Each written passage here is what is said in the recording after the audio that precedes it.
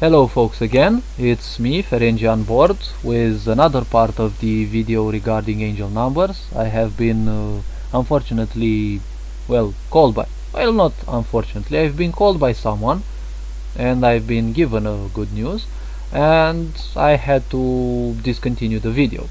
Now, as I was saying regarding the cycle of numbers, you have the angel number 1, which means initiation, angel number 2, which means some slight adaptation, and most likely you are having formed some relationships with others. Number 3 means some emotional balance. Number 4 means you started working really hard, so progress is on the way. Number 5 shows great challenges that come, but also you'll be given a great energy to deal with, and so you'll have both the challenges to deal with and that incommensurable amount of energy that you need to learn how to use it your best advantage. Now number 6 tells that there's still work to be done and that your emotions are still to be put at a test. Number 7 is about spirituality. When it comes, it usually shows that you have a pure soul, or at least most of your intentions are pure. Now number 7 is all about spirituality, and it is also a number of ascension, just like number 11. Number 7 is a number that calls you to be more introspective, so it's the number that says that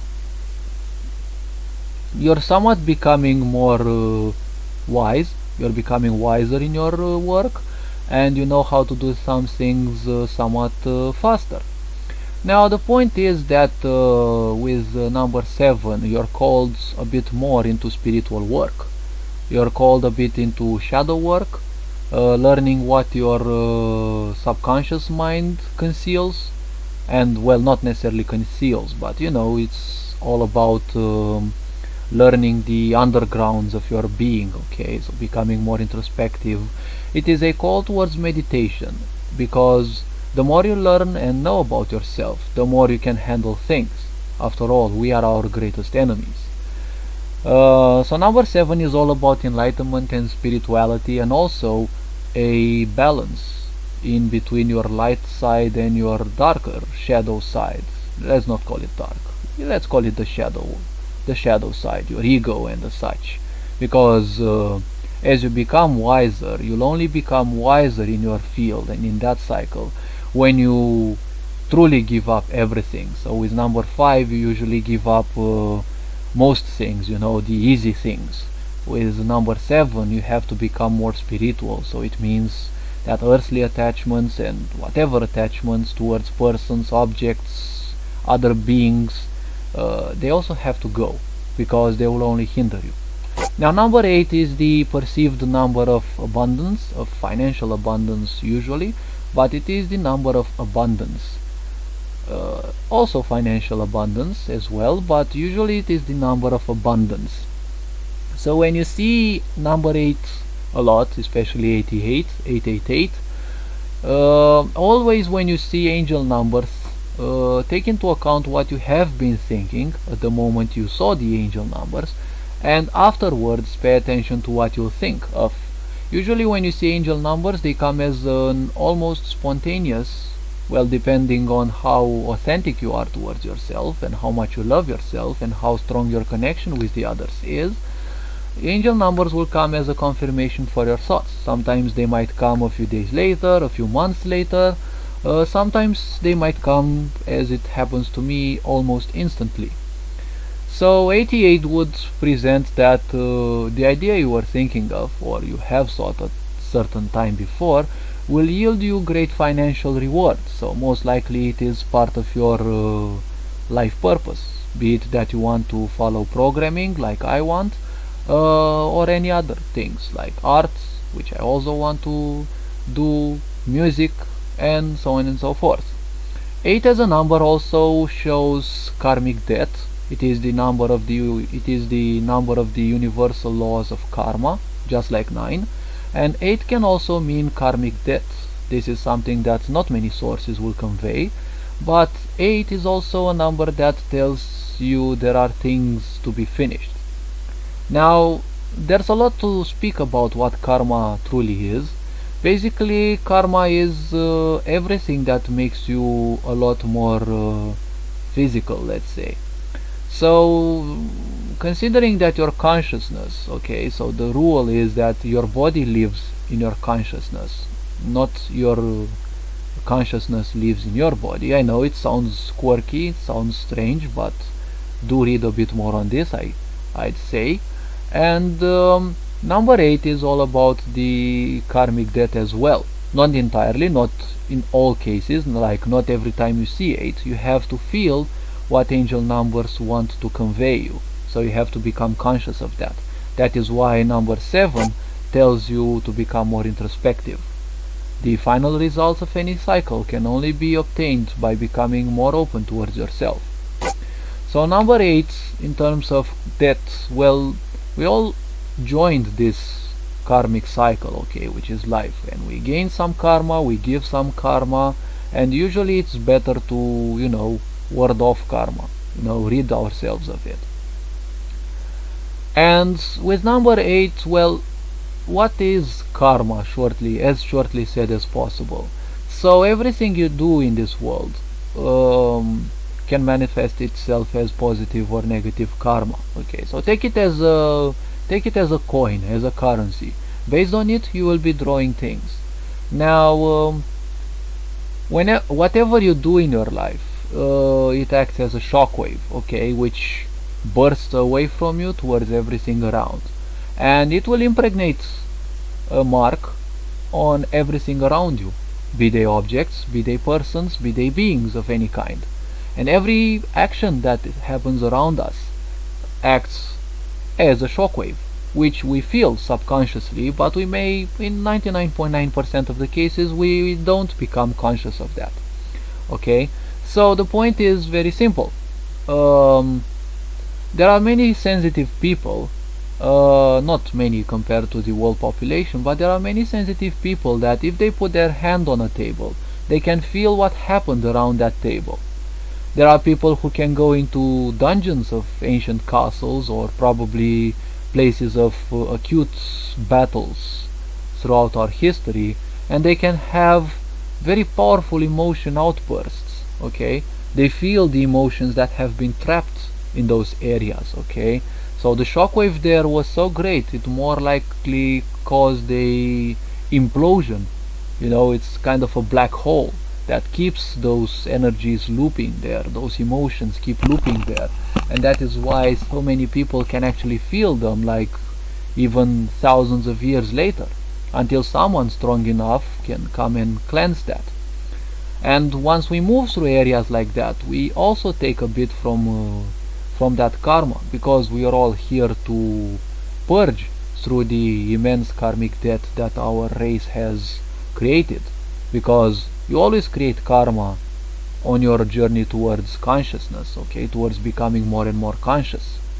So 8 can also be a reminder of that. It shows that in order to fulfill the cycle, everything that doesn't work towards you is needed to be expelled. So 4 is the number of work, usually at the physical level. 5 is work and extreme changes that need to be done, radical changes that need to be done, usually at your behavioral level and your patterns, your mindset. 6 is about your emotions, and 7 is about your spirituality, you see, so they keep advancing, with 8 becoming the representative of your karmic debt as well. So abundance is ensured, but again you have to follow up the cycle, you see. So nothing comes without a negative side as well. And that negative part is only to balance it, you see. It's only part of challenge, because if everything were easy, what would the point of existing be, you see. It's just like in video games. If you cheat in video games, what's the point of playing the game, you see, like everything is so easy. Now number 9 is the representative of the cycle's ending. It shows that the cycle is to end, or actually you have to end it. Okay, so usually when you see 1, 8 and 9s, as numbers, they tell you that a new cycle has to begin, and in order for that to happen you need to finish this one cycle. So the point is that yes, keep it up. The cycle is almost complete. 9 is another number of the universal laws of karma, and being the end of the cycle, based on whatever you have done in this current cycle, you will receive the abundance that is necessary. So always remember, whatever cycles you are following in life, always bring more value into people's lives, because the more value you bring into people's lives and into yours as well, the more abundance you will gain. It is a part of the universal exchange. Whatever you give out, you will also receive, and whatever your vibrancy is at, whatever level your vibrancy is at, you will receive based on that vibration as well. That vibration will also be your filter, so you usually perceive things around you based on the vibration you currently have. Now number 0 is a number that it's generally not spoken of in cycles. Usually 0 is the initiation of the cycle and also the end. As you can see, its shape is round, so it shows that at a certain point, at any point, it is the beginning of the cycle, and at that same point it is also its end. Number 0 is regarded as the number of the divinity. It is the divine spark. You see, it is the divine spark of genius, we can also say. You know, when you have that brilliant idea that comes from the greatest of heavens, and you say, oh my god, I've had this great idea. Okay, because all our angels, our guardians, and all our entities that guide us, be they animal guides or spirit guides or whatever type, they will install us with ideas. Okay, they will give these ideas, they will send them to us through our Sahasrara, the crown chakra. They will enter ourselves after they've been in our upper chakras, and when our vibration is corresponding with theirs, we will receive that spark of genius. All the things that happen in our life happen with the purpose for us to learn, experience, well, actually to learn and experience, because that's the sole purpose of life. The rest is, well, more or less inventions. Now when 0 comes, we have that spark of genius which we start settling in through the beginning of a cycle. You suddenly have that genius idea that you want to do something, and you will start a cycle. You will start with 1. So usually you become truly conscious of the cycle when you start thinking about 1. Angel number 10, I will speak probably about other angel numbers as well in another video. Angel number 10 does not regard necessarily a cycle. Angel number 10 is about independence. Okay, so when you see angel number 10, it means that you need to become more independent. You need to rid yourself of people that don't necessarily serve you. So people pleasing should be out of the question. 10 is a number of freedom. It is a number of independence. However, it is urging you not to become too independent, because you see it has 1 which needs you to be alone. Learn how to be alone, but not secluded from people. You see, be alone in the sense of spirituality in a way, and discovering yourself through subconscious subconscious research and meditation, let's call it. And also it has 0, which is a number of unity, of complete unity and connection to the source, and through the connection to the source, you're also connected to all the people, to everyone and every being who is alive on this planet and in the universe and at multiple dimensional levels. 10 is also a number that it tells you to be independent, actually, shortly said, that you need to take your life into your own hands. Okay, it is a number that tells you that the greatest things in life can be achieved if you are authentic to yourself. So speaking about number 10, it's actually 10 a.m. at my place. So what can I say? I think I've said enough, at least for now. So what can I say? Have fun learning about angel numbers. I will create a video probably later on with some of my sources.